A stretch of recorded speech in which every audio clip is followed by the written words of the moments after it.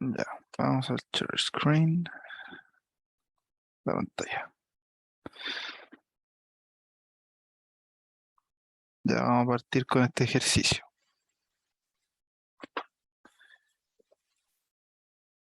Refirra es una empresa de automóviles deportivos de lujo. Ahí tenemos que tener ojo que nos están dando la información de que cómo funciona la empresa. Es decir, esto no es como una empresa de comida rápida que va a ganar por rotación. Lo contrario, porque es deportivos de lujo. La empresa cerró el año 2021 como el mejor año de su historia, mejorando sus utilidades un 37%, con márgenes operativos del 25% y vendiendo 11.155 autos.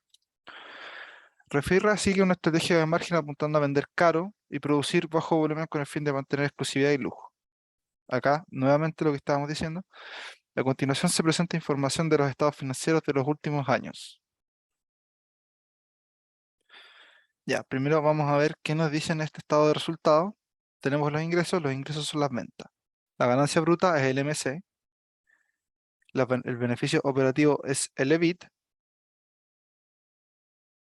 ¿Eso está bien acá? Sí, creo que sí. Los gastos por intereses son los gastos financieros, la utilidad antes de impuestos es la utilidad antes de impuestos y la utilidad neta es la utilidad neta. Asimismo, el número de acciones, el EBITDA sale acá también. Tenemos el precio de la acción. Luego más abajo, dividido en activos y pasivos y patrimonio, tenemos las cuentas por cobrar, el inventario, los activos corrientes, los pasivos corrientes, el total de activos, los pasivos totales y el patrimonio total. Por último, acá abajo tenemos los datos promedio de la industria. Estos son los datos de la industria, no de la empresa. No los pueden ocupar para la empresa. Ya. Primero nos dice, realice el análisis de DuPont para los activos de la empresa. Y nos pregunta, ¿hay consistencia entre la estrategia comercial y la rentabilidad financiera de los activos de la empresa? Primero tenemos la fórmula principal del ROA y luego tenemos la del análisis de DuPont. Tenemos que el ROA se define como el EBIT partido en el activo total y luego lo siguiente es el margen operacional por la rotación. Entonces luego, vamos a sacar esto, se calcula con el 2020 y el 2021. Lo vamos a dejar más acá. Recuerden lo que les contaba, si bien hay 3 años, los activos totales para el ROA se tienen que usar en promedio, como les mostraba en la ayudantía anterior. Tenemos que para el 2020 usaríamos 713 como el EBIT, que este no es en promedio, el EBIT se mantiene, y el que sacaremos del promedio es el promedio de inicio y final de activos, que es el 5.446 más el 6.262. Que esto lo podemos ver en el total de activos. Uy, está media corrida la flecha. Vamos a poner, estamos acá. Tenemos que el inicio sería el final del 2019 y el final sería cómo terminó el final del 2020. Entonces tenemos el inicio y el final de los activos del 2020. Aquí, a continuación, nos da un 0,122 o un 12,2%, el ROA.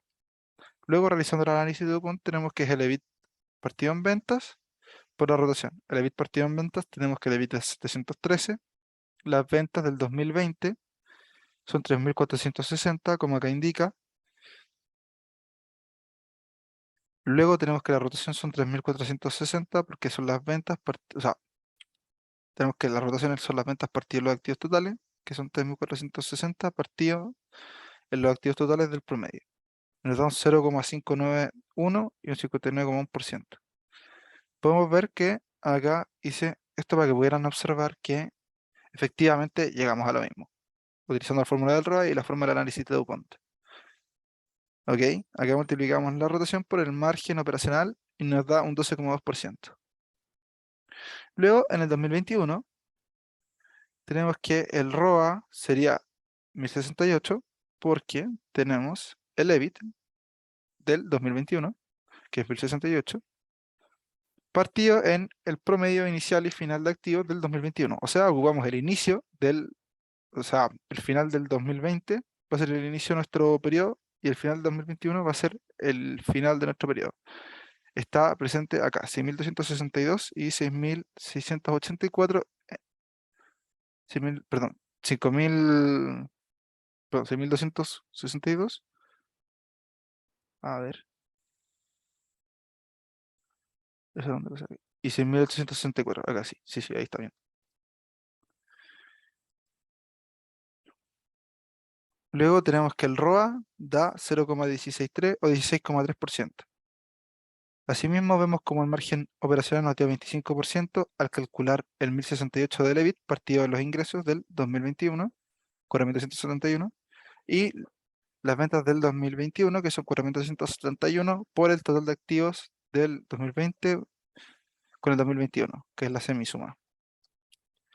Ahí la rotación nos da 65,1% y el margen operacional 25%. Como vemos, estos calzan, son iguales. Entonces, para responder si hay consistencia entre la estrategia comercial y la rentabilidad financiera de los activos de la empresa, acuérdense que el enunciado menciona que la estrategia apunta a vender caro y a producir con un bajo volumen, con el fin de mantener exclusividad y lujo. A lo siguiente vamos en que, en primera instancia, tenemos que la empresa se dedica a vender automóviles de lujo. Entonces, su estrategia debería tener un mayor margen operativo que la industria y una menor rotación. Como podemos ver, tenemos en el 2021 un margen operacional de 25% y, y una rotación de 65,1%. Luego para la industria tenemos que, uy, te habían notado los del 2021, pero filo, acá debería ir 0,65, 1 y el 25%. Bueno, como podemos ver, en la industria nos dicen que tienen un margen operacional del 7% y una rotación de activos de 0,8. Nuestra rotación es menor, ya que es 65,1%, pero nuestro margen operativo es bastante superior. Continuamos. Podemos ver que para la industria son 7% y 8% el margen operativo y la rotación respectivamente, y para nuestra empresa son 25% y 0,651, lo cual se condice con el objetivo planteado anteriormente y se concluye que hay consistencia con la empresa, pues logra su objetivo, que es vender caro con menor rotación.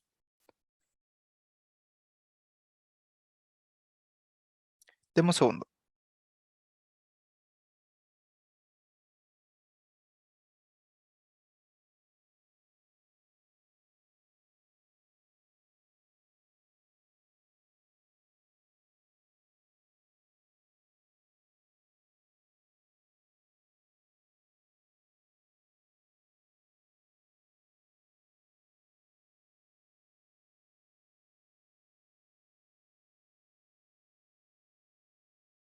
Perdona, ahora sí volví.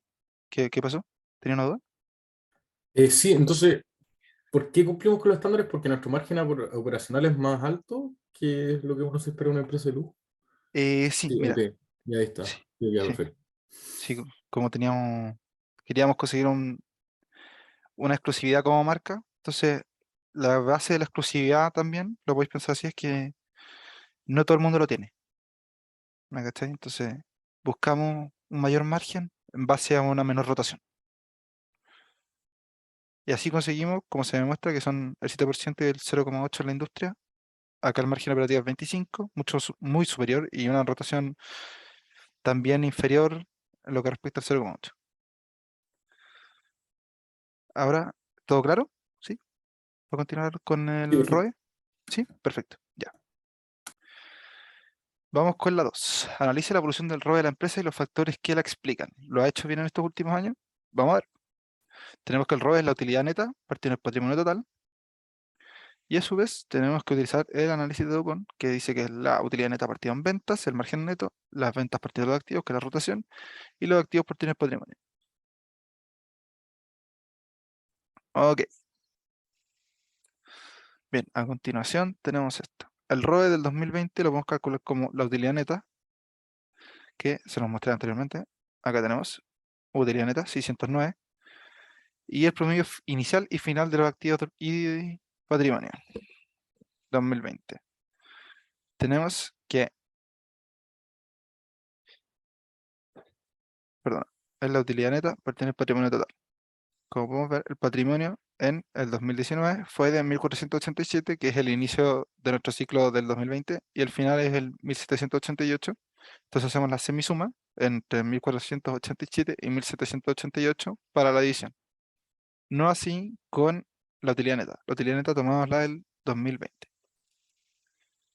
Bueno, tenemos 609, lo partimos en la semisuma del patrimonio del 2019 y el 2020 y obtenemos que nos da un 37,2%. Luego, viendo las cosas que lo componen, que es el análisis de DuPont, lo que dice, si los factores que lo explican, tenemos la utilidad neta partido de las ventas, que es el margen neto. La utilidad neta ya sabemos que es 609 y también habíamos visto que las ventas eran 3.460 antes, que son los ingresos del 2020. A su vez tenemos la rotación, que también habíamos visto que son las mismas ventas partido en el total de activos de ese periodo del 2019 con el 2020. Tenemos 5.446 más 6.262, como lo teníamos anteriormente. Claramente va a ser la misma rotación, un 59,1%. O 0,591, como quieran ver. Luego tenemos los activos partiendo del patrimonio, también lo mismo que habíamos visto antes, la semisuma de los activos partido la semisuma del patrimonio del 2019 con el 2020. Nos da 3,575 o 357,5%, como lo quieran ver. A continuación, presentamos la del 2021. Primero, la utilidad neta del 2021. Como podemos ver, es de 830. Aquí.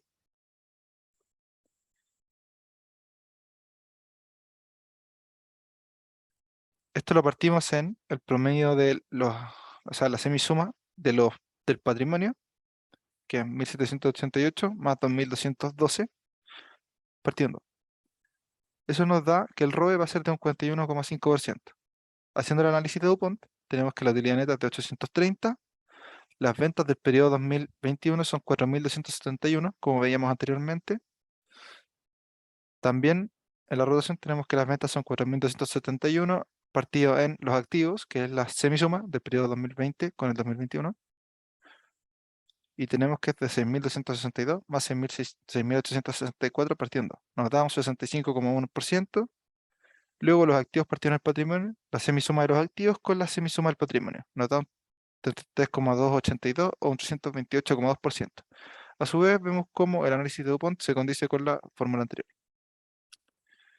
Bien, tenemos que analizar la evolución del ROE de la empresa y los factores que lo explican. ¿Lo ha hecho bien? Podemos ver primero. Teníamos un margen neto de 17,6% en el 2020 y en el 2021 tenemos uno de 19,4%. Me gusta, vamos bien. Luego la rotación, a su vez, teníamos un 59,1% y un 65,1%. También aumenta. Va aumentando, lo cual nos va a dar claramente más ganancia. O sea, nos va a dar mayor ROE, perdón, mayor ROE, mayor rentabilidad. O sea, mayor utilidad partiendo del patrimonio total. Luego vemos que el apalancamiento, que el activo por partido en patrimonio se define como el apalancamiento. Vemos que el apalancamiento bajó. Entonces, en primera instancia tendríamos a pensar que subimos las utilidades por venta, que es el margen neto, subimos la rotación y bajamos el apalancamiento.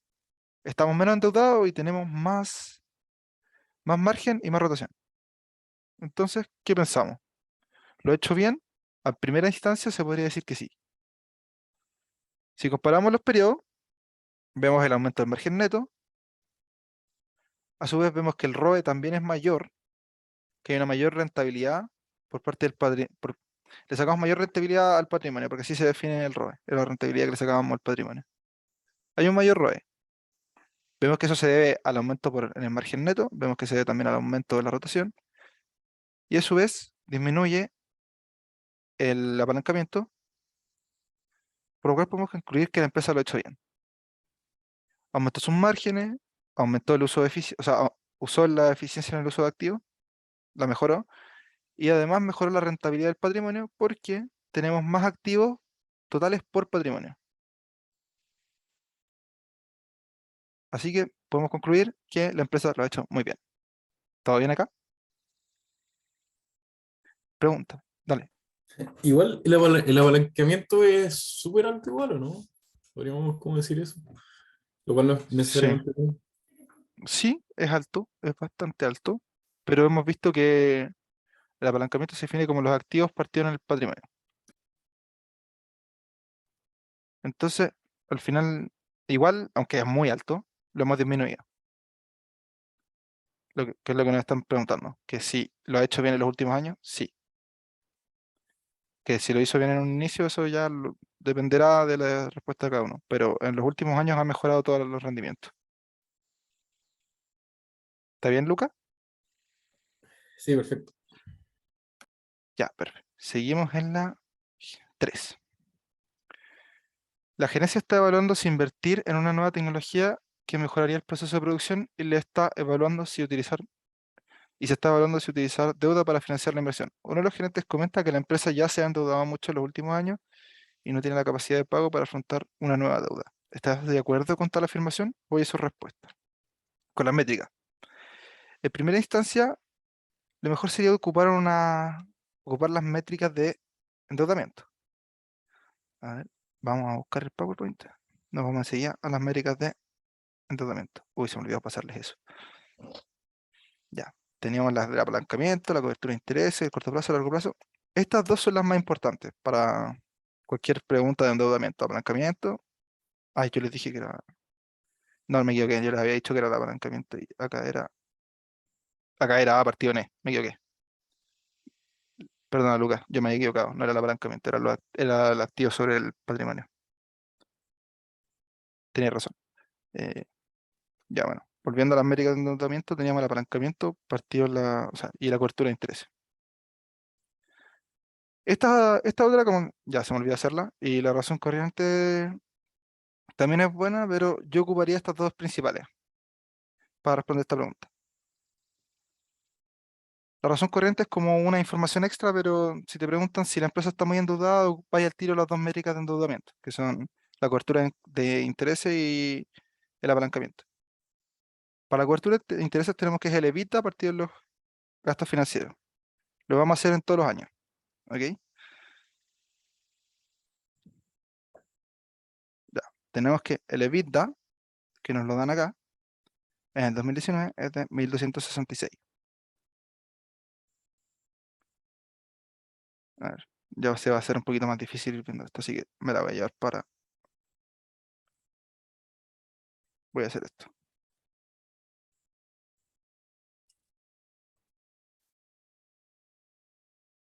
Voy a sacarle un pantallazo y lo voy a llevar para acá.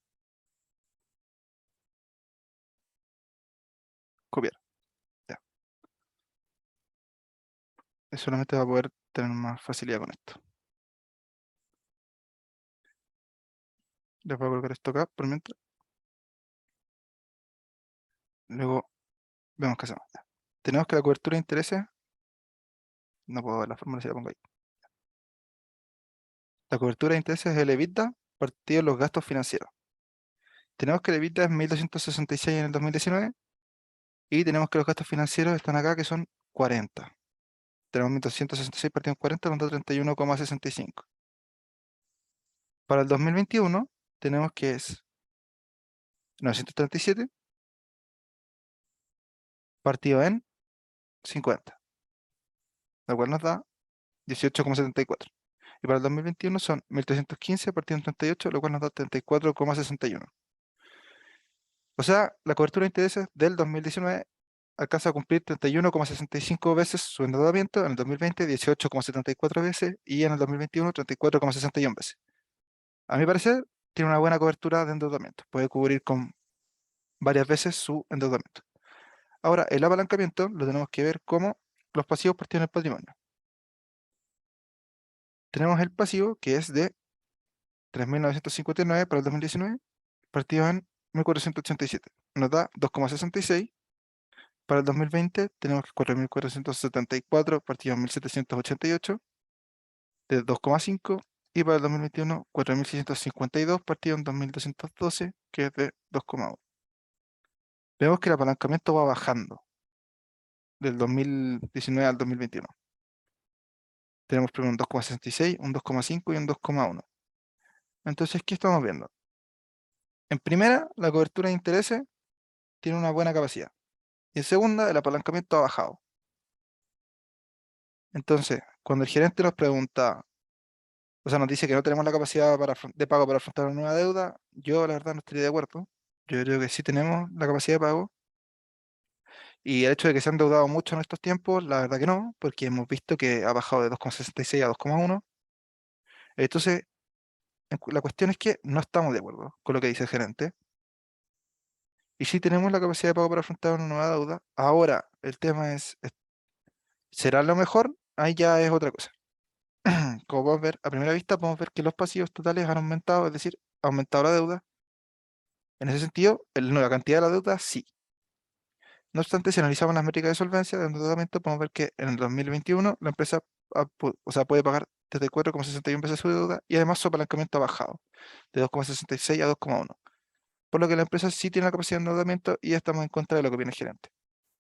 Igual, para el futuro, no necesariamente endeudarse va a ser la mejor opción, hay que evaluarlo. Pero sí se puede hacer. Bajemos esto de nuevo acá. Ya. La 4. Un amigo que usted llama JP o JP, como quieran decir, ha estado analizando la empresa. JP dice que la empresa presenta muy buenos indicadores de rentabilidad y salud financiera, sumado a que su price on earnings está bajo respecto a la media de 30 y por lo tanto la acción está barata. JP le asegura a usted que comprar esta acción será una buena inversión. ¿Qué opina de lo que dice JP? Ya tenemos que el price on earnings es el precio de la acción partido en la utilidad por acción. Tenemos que el precio de la acción, como nos dice acá, es de 258,82 en el 2021. A su vez tenemos que la utilidad por acción se define como la utilidad neta partido en el número de acciones. ¿Ok? Entonces tenemos, por un lado, por un lado tenemos el precio de la acción y luego por el otro la utilidad por acción. Lo que nos da un price on earnings de 57,52. Entonces, si nos dice JP que el price on earnings está bajo respecto de 30, ya estamos viendo que no. Pero a su vez, JP sí tenía razón de que habían buenos indicadores, como podemos ver más adelante, o sea, perdón, más atrás. En primera, los ROA eran buenos, 12,2 y 16,3%. Una buena rentabilidad. A continuación tenemos de 7,2 y 41,5% en el ROE. Otro buen indicador de rentabilidad. Acá en las métricas de endeudamiento, vemos que la cobertura de intereses es buena y que el apalancamiento ha bajado. También es una buena métrica de rentabilidad. Pero la acción no está barata, porque dice que el precio de earnings debería estar bajo 30, que es lo de la industria. Acá no nos sale eso, pero no importa. Entonces concluimos que, si bien hemos demostrado anteriormente que las métricas de rentabilidad como las de solvencia son buenas y hay una buena salud de la empresa, JP no tiene la razón al momento de decir que el price on earnings es bajo, porque es mucho más alto de lo que él dice, el 57,52%. Entonces la acción no está barata respecto a las utilidades. Por último, aunque JP tuviese razón y el price on earnings fuese bajo, no nos podemos quedar con la certeza de que una acción va a ser una buena inversión. No se puede asegurar que va a ser rentable invertir en una empresa. Pueden pasar miles de cosas como un cisne negro y que se derrumbe la empresa o la incertidumbre o estallido social. No se puede asegurar nada. Así que si les dicen, es como lo que siempre dicen en economía, si les dicen siempre, duden, porque es muy raro que algo pase siempre, ¿verdad? En especial en economía, en especial en economía, eso. Ya, vamos a la 5. ¿Va todo entendiendo? ¿Todo bien? Sí, a mí que el price earning no lo entiendo muy bien como concepto. Entiendo que, o sea, bueno, el precio por acción dividido por utilidad, pero Bu- ¿qué quiere decir que sea barata, por así decirlo? Ya mira, vamos de nuevo a esto. Tú tienes una idea de dar qué tan alto o caro, o sea, qué tan caro o bajo es su precio respecto de las utilidades que genera. Tenéis como un precio por acción y la utilidad por acción. Ya mira, la utilidad por acción es la utilidad de la empresa dividida en el número de acciones, ¿ok? Entonces, cuánto va generando la empresa a partir del número de acciones y el precio de la acción? Al final estáis viendo como la comparación de cuánto vale la acción por la utilidad que genera esa acción. Esa es la idea del price and earnings. Si la acción tuviera mucha utilidad, se podría decir que el precio de la acción, o sea, si usted hubiera un precio de acción de 50 y la utilidad fuese de 87, tenía un price and earnings bajo, que podría decir que las utilidades, o sea, que podría decir que hay buenas oportunidades de crecimiento, o sea, perdón, que hay malas oportunidades de crecimiento o que las utilidades están muy grandes. Entonces, el price and earnings al final es un ratio que te dice, que corresponde a lo que te dice cuánto te saca el precio de la acción versus la utilidad que te genera esa misma acción. ¿Se Ya, entiende sí, bien o está muy ya difícil? entendí, perfecto. Gracias. ¿Sí? ¿Sí? ¿Está bien? Perfecto. Ya, veamos qué pasa. Vamos con la 5. Cualquier cosa me preguntan nomás, sí. Vamos a ver cómo funciona. Ya. Mediante una argumentación numérica, determine qué problema podría generarse en la empresa en el corto plazo si se quema todo el inventario o si las facturas por cobrar se quedan incobrables. Comente si algún escenario es más dramático que otro y por qué. Ya tenemos primero que la razón corriente son los activos corrientes partidos en el pasivo corriente. Busquemos en este caso vamos a mirar solo el 2021. Ya, los activos corrientes serían para este caso 3.364 como vemos acá, y los pasivos corrientes serían 1.749 como vemos acá. El inventario del 2021, solo para que sepan, que es porque se nos puede quemar el inventario, es de 541, el de las cuentas por cobrar si no nos pagan, 261, y como dato, el efectivo que tiene la empresa, que se puede ver en efectivo y equivalente, del 2021 de 1.352. Si hacemos la razón corriente de los activos corrientes partidos de los pasivos corrientes, vemos que en primera instancia, si no pasa nada, tenemos un 1,92. Esa es la normal. Ahora, si se quema todo el inventario, tenemos el efectivo del 2000, perdón, el activo corriente del 2021 menos el inventario. No nos quedamos sin inventario. Tenemos, y eso partido en los pasivos corrientes, tenemos un 1,61. Ok, perdemos alrededor de un 0,3%, pero bien, o sea, de un 0,3, no un 0,3%, pero nos mantenemos bien. Sigue siendo mayor a 1. Si no nos pagan las cuentas por cobrar, tenemos un problema de 261 agregado. Tenemos el 3.364 menos los 261 y partido en 1.749, lo cual nos da un 1,77, 0,15 de diferencia. Tiene lo suyo, pero no es tanto. ¿Qué pasa si nos pasaran las dos a la vez? Tenemos el 3.364 menos la suma de las dos anteriores y seguimos teniendo un total de 1,46. Entonces vemos que ninguna de estas, o sea, si bien, ponte en el caso de las dos, afectarían una cantidad importante, seguiríamos teniendo un ratio mayor a 1. Y, y ya, ahora si vemos la comparación con el efectivo, nos da 1,15, que es mucho mayor lo que tenemos en efectivo en la empresa que lo que tenemos en el inventario y las cuentas por cobrar. Nos hacen mucho más daño. Entonces lo que podemos decir es, en el corto plazo, si nos afecta que se queme el inventario, sí, pero no tanto.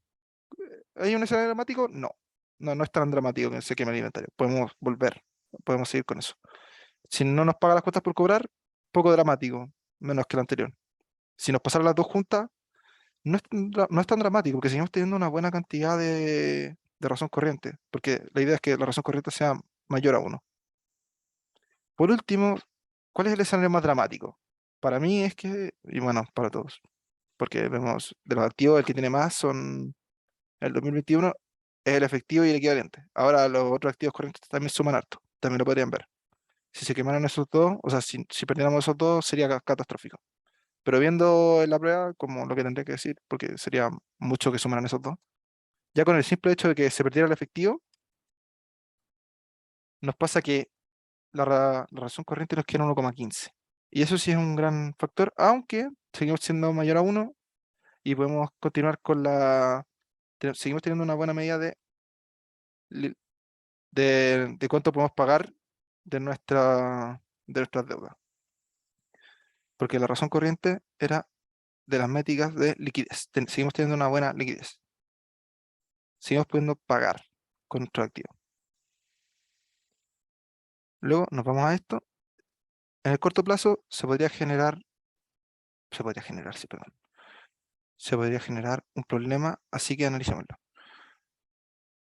La razón corriente es de 1,92, frente a que se queme todo el inventario queda 1,61, frente a que no nos paguen las cuentas por cobrar quedan 1,77 y frente a ambos eventos quedan 1,46. Entonces ni el primer ni el segundo incidente presenta un gran peligro, y aunque ocurrieran juntos, la razón corriente sería mayor a 1. Sería más peligroso que se pierda el efectivo, ya que constituye, de nuevo estar escribí mal, bueno, filo, de ahí lo arreglo, ya que constituye a un 40% de los activos corrientes del 2021, y aún así, la razón corriente sería mayor a 1. Así que, catastrófico, catastrófico, no sería a nivel de que perderíamos las métricas de liquidez, la fuerza con la que podemos pagar nuestras deudas, pero, o sea, nuestros pasivos. Pero igual sería más catastrófico perder el efectivo que cualquiera de esas otras dos, incluso juntas. Por último, ahora vamos a explicar el GAO, el GAC y el GAF. Vamos a esto, que no lo he pasado. El GAO, el GAF y el GAC son ambos medios de grado de sensibilidad de algo con respecto al cambio en algo, básicamente. En el caso del GAO es el EBIT, es cómo afecta el grado, o sea, el grado de sensibilidad del EBIT, partiendo en el grado, partiendo los cambios en las ventas, mide cómo cambia el EBIT con respecto al cambio de las ventas. En el GAF, cómo cambian las utilidades antes de intereses con respecto al EBIT, y en el GAC, cómo cambian las utilidades antes de intereses con las ventas. Básicamente son sensibilidad ante cambios.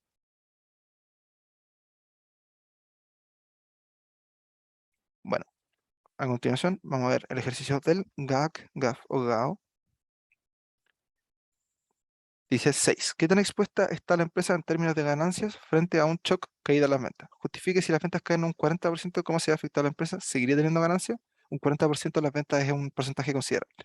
Cualquier cosa. Ya, en primer caso, el GAO que tenemos en el 2021 lo consideramos con MC, siendo MC la ganancia bruta. Veámoslo acá. MC en el 2021 es de 2190. ¿Ok? Y el EBIT en el 2021, que sale acá, es de 1068. Nos da un 2,05. Para el GAF, tenemos que el EBIT partido en la utilidad antes de impuestos. Tenemos que el EBIT es 1068 de nuevo y la utilidad antes de impuestos es de 1035. Para el GAC, tenemos la ganancia bruta, de nuevo, 2190, partido en la utilidad antes de impuestos, que es 1035. Y nos da 2,12. Ahora, como nos preguntan directamente las ventas, nos interesa un poco más el GAO y el GAC que el GAF. Ahí, esto no todavía. Veamos qué pasa si las ventas bajan en un 40%. El GAO multiplicado por 0,4 nos da un 0,82, un 82%, o sea que, esto debe ponerle un negativo, pero es lo que al final, lo que se pierde de las ventas. Perdemos un 40%, nos afecta un 82%, en el GAF nos afecta un 41% y en el GAC un 85%. Entonces, en este caso hay que medir la sensibilidad de la ganancia ante un cambio de la venta. Podemos usar el GAO, el GAF y el GAC, 2,05, 1,03 y 2,11. Ahora para ver qué pasaría con la disminución del 40% de las ventas, ocupamos la fórmula y vemos que para el GAO y el GAC hay un menos 82 y un menos 85% respectivamente, por lo cual hay una disminución en las ventas, pero al no ser mayor de 100 no hay pérdida. Entonces lo que hay que fijarse es que esto no sea mayor a 100. Si la sensibilidad hubiese pasado al 100%, ahí tenemos problemas. Como la sensibilidad se mantuvo dentro del rango de 0 a 100%, no hay pérdida, lo que sí hay una disminución importante de las ventas. ¿Ok? ¿Bien? ¿Sí? Sí, eso lo entendí. Ya, perfecto. Ahora vamos a unos comentes. Ya, bueno. Lo lamento, la alternativa claramente sale aquí, pero vamos a darle. Supongo que Y es una empresa financiada 100% con equity, ¿cómo se pronuncia? Y tiene un total de activos de 100 millones. La empresa Z es idéntica a la empresa Y, igualita, pero 40 millones de sus 100 millones de activos están financiados con la deuda, a una tasa de interés de R de 8% no. La tabla a continuación muestra los diferentes ROA y ROE que tienen las empresas ante distintos escenarios económicos. Asume una tasa de impuestos de cero. A continuación se muestran una serie de conclusiones realizadas por sus amigas. Seleccione la conclusión más correcta. Ya primero veamos las empresas I y la empresa Z. El EBIT es el mismo. El ROA es el mismo. La utilidad hay un cambio. Vemos que para el año malo es mayor en la empresa I, que es la sin apalancarse. Vemos que para un año normal también es mayor y que para un año muy bueno también es mayor la utilidad. Ahora el ROE es lo contrario. O sea, no lo contrario, pero cambia. En el escenario del año malo, el ROE en la empresa I tiene un 5% y el ROE en la empresa Z un 3%. Vemos que es inferior. En el año normal, el ROE en la empresa I es del 10% y en la empresa Z es del 11,33%. Vemos que hay una mayor rentabilidad en base al patrimonio. Y en el año muy bueno, la empresa I tiene un 15% y en la empresa Z hay un 19,76%. Tiene mucho más rentabilidad en base al patrimonio. Ahora vamos a ver las 4 alternativas que nos salen. El apalancamiento siempre impactará positivamente y eso se puede ver en que un año muy bueno, la rentabilidad del patrimonio de la empresa Z es muy superior a la de Y. Falso. No porque un año muy bueno sea mejor, va a ser que en todos los casos es mejor. Vemos que en el año malo es mucho mejor no estar apalancado. En el año muy bueno, sí. Hay que tener cuidado con eso. Así que, falso. Debido a que el costo de financiamiento de las empresas siempre es menor a la rentabilidad de los activos, siempre convendrá endeudarse. También es falso. ¿Por qué? Veamos esto. Tenemos que 0,08 es la tasa de endeudamiento. Tenemos que 40 millones son de deuda. Hacemos la multiplicación rápida. Nos da un 3,2. 3,2, o sea, estos son 40 millones y estos son 8%. Eso nos da 3,2 millones. Como podemos ver, la utilidad en la empresa Z en un año malo es de 1,8 y lo que nosotros tenemos del costo de financiamiento es 3,2. Entonces, quedaríamos debiendo 1,4 millones. ¿Nos conviene? No. Entonces, claramente, cuando dicen, debido a que el costo de financiamiento de las empresas es siempre menor a la rentabilidad de los activos, siempre comentando darse, no. No, en este caso no. Para un año malo puede ser catastrófico. La empresa I es siempre mejor que la Z, ya que en todos los escenarios genera una mayor utilidad. Ya vemos que la empresa I sí genera una mayor utilidad en todos los escenarios posibles, pero generar una mayor utilidad no es una métrica de rentabilidad. Una métrica de rentabilidad es el ROA y el ROE. Vemos que el ROE en la empresa Z es mucho mejor en un año muy bueno. Entonces, no siempre conviene tener la empresa ahí. Ahora podemos ver la D. El apalancamiento puede impactar positivo o negativamente dependiendo de si la rentabilidad de los activos es mayor o menor que el costo de financiamiento. ¿Verdadero? Y le podemos ver la tabla. Cuando el ROA es menor al ROE, impacta negativamente y viceversa. Y a su vez vimos el costo de financiamiento, podríamos hacerlo de nuevo, con más tasa, o sea, y viendo cómo cambiando estas partes, ahí podríamos ver, pero bastaba con verlo de la tabla. Aquí se muestra, en el 19,76 y en el 15%, y en el 15 y en el 15. Y a su vez como en el 3 y el 5%. Ahí se ve la variación. Ya luego la 4. Las compañías A y B presentan los siguientes resultados por el año 2021. O sea, ¿entendiste todo, Lucas? Sí. Estaba pensando en, a ver, puedo subir un poco en lo de la... A ver, que el ROE...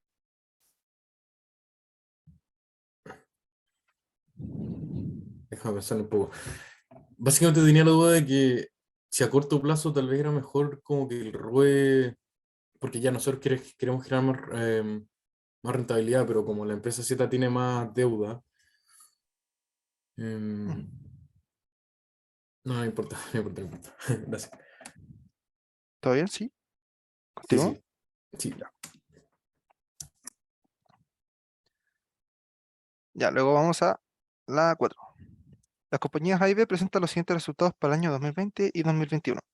Utilizando solo los datos presentados, ¿qué puede decir acerca del ROE del año 2021? Selecciona la alternativa más correcta. Ya tenemos estas cosas. Ya dice, no es posible calcular el ROE con los datos entregados.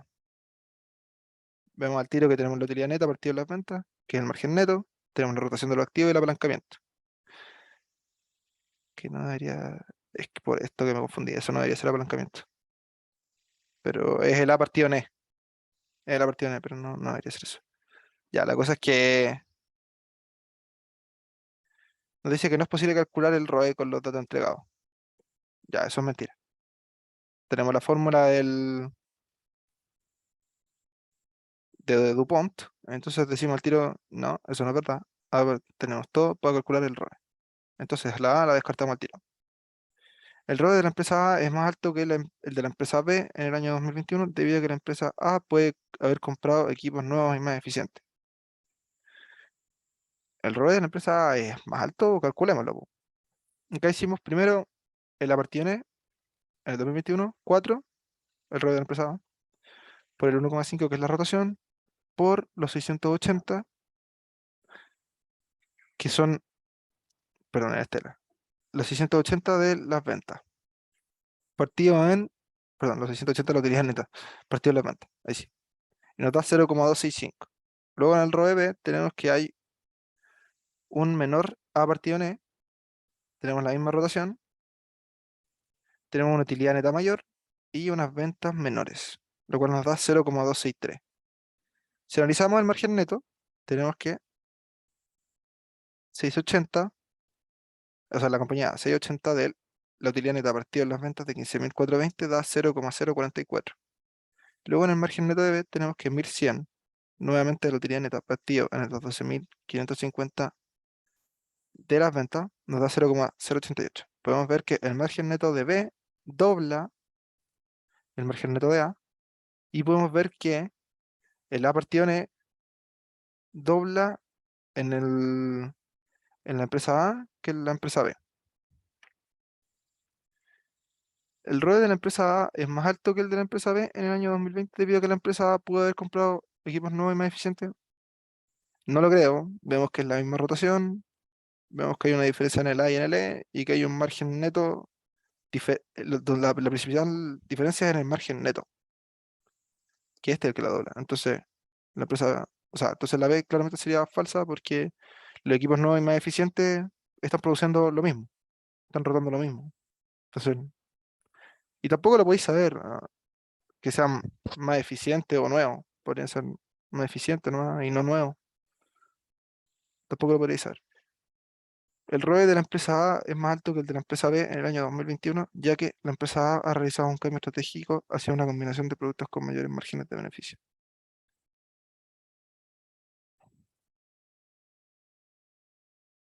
Perdona, me perdí. El ROE de la empresa A es más alto que el de la empresa B en el año 2021, ya que la empresa A ha realizado un cambio estratégico hacia una combinación de productos con mayores márgenes de beneficio. Ya, eso es falso. Si bien la empresa A ha ganado más vendiendo menos en el 2021 versus el 2020, vemos que el margen neto de B es mayor. Entonces claramente es falso. Ya, acá vemos la diferencia entre el ROE de las dos compañías en 2021 es muy pequeña. Y el ROE de la compañía A sigue siendo similar al ROE de la compañía B, lo cual vemos acá, muy parecido. Principalmente debido a que la compañía A aumentó su A partido en E. Sí, acá vemos donde que en el 2020 al 2021 la empresa A cambió el A partido en E, lo cual hace que se compense la diferencia de margen neto entre estos dos en el análisis de DuPont. Entonces decimos que la D es correcta.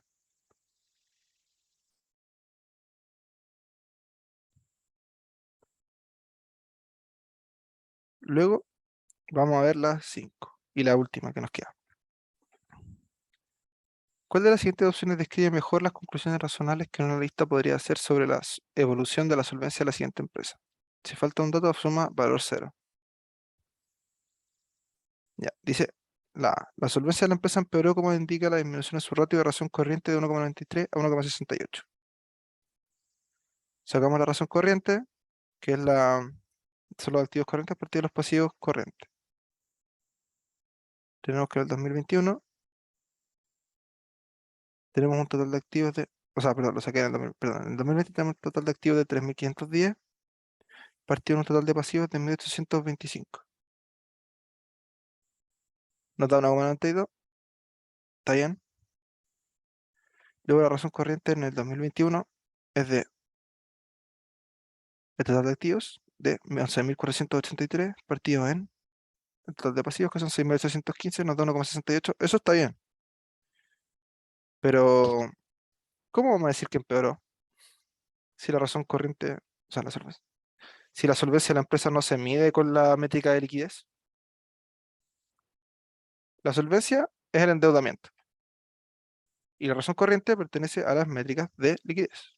Como podemos ver, vamos acá, a liquidez. Las métricas de liquidez son tres: razón corriente, razón ácida y razón de tesorería. Las del endeudamiento son cobertura de intereses y apalancamiento. Entonces, ¿yo cómo puedo hablar de la solvencia en base a una métrica de liquidez? No puedo. Entonces, falso. B. La solvencia de la empresa mejoró, ya que su apalancamiento de partido N aumentó de 1,08 a 1,46. Veamos. Hicimos el apalancamiento de partido N. Vemos que tenemos el total de pasivos de 1.825. Acá está, en todo caso. Pasivos partidos primero. 1.825 partido 1.685 para el año 2020. Vemos un 1,08. También vamos bien. El apalancamiento 100.815 a partido en 4.668, nos da 1,46. También son los números, pero ¿cómo haber mejorado la solvencia de la empresa si el apalancamiento aumentó? Falso, no mejoró, empeoró, porque estamos más endeudados. Vamos a ver esta específicamente. Una cosa es la cobertura de intereses, que dice que mientras más alta sea, mejor, porque podemos cubrir más los gastos en intereses. Ahora, el apalancamiento, no, al revés. Mientras mayor endeudamiento haya, aumenta la probabilidad de no poder pagar los intereses y los intereses si los ingresos decaen. Entonces estas dos hay que verlas así. Mientras mayor la cobertura de intereses haya, mejor. Y mientras mayor apalancamiento haya, peor.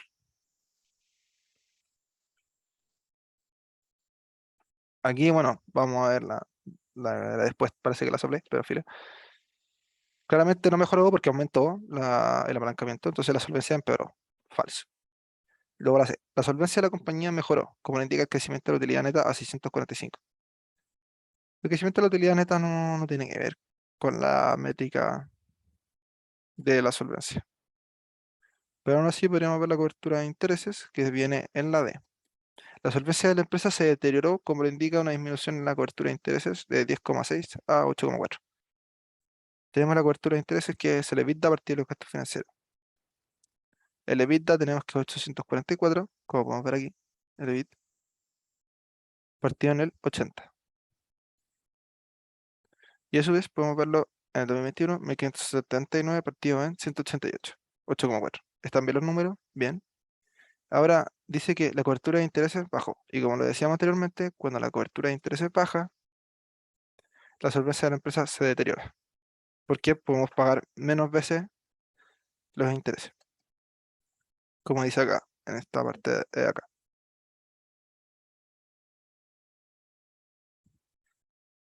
A menor ratio, peor riesgo de crédito. Esta métrica indica el riesgo de no pago de una empresa. Mientras más alto sea el ratio, mejor.